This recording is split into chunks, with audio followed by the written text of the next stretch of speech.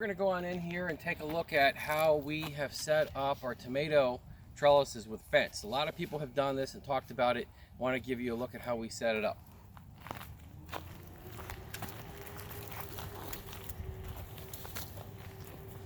There's our dog, already beat us out here today. So, well, we got about 100 feet of fencing from Tractor Supply, and we had some leftover pieces. So one of them is right in there that we use to keep the cucumbers off the ground with, and they're growing all over this crazy, as you can see. So we just trimmed this and had enough area to have a little loop. The main part I wanted to show you is to save money in tomato cages. We did this here. So here is a cherry tomato that we grew from seed, and we have it on this looped fence wire cage, and you save a ton of money looking at it, maybe $100 to $140 for 100 feet of caging. And we did, this whole area here is about 65 plants, as you can see. So some of them we started and did the cage method. Come on over and take a closer look. On the other side, the downside is you have to be careful right up here. If you look, you do get these jagged areas, which you can use to twist them together and secure it, but you have to be careful that you don't get caught on that. And if you look here, we just put in a post with a zip tie to make sure we held that up, and that keeps the whole cage from blowing over. So it saved us a ton of money instead of buying special tomato cages for everything. These guys aren't doing as good yet, so they are not in a cage, and we normally don't have the dog right here in the tomatoes, but she follows us anyway, everywhere.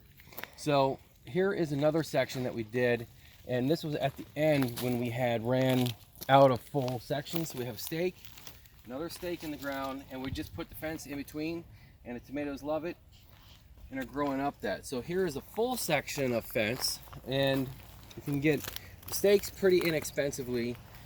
So we have 3 here.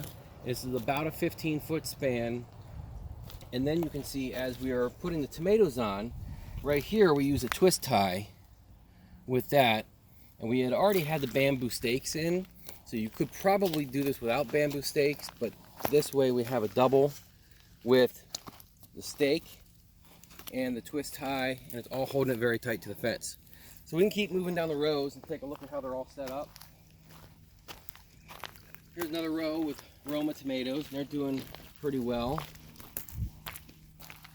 This is actually our first year doing this, and we really like the fence technique. We've had a lot of luck with that.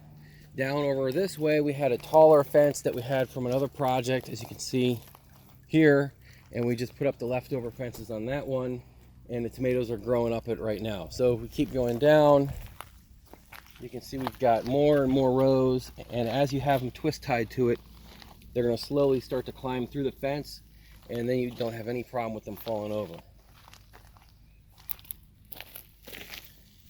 So here we're getting into our beefsteak tomatoes, which are starting to take off.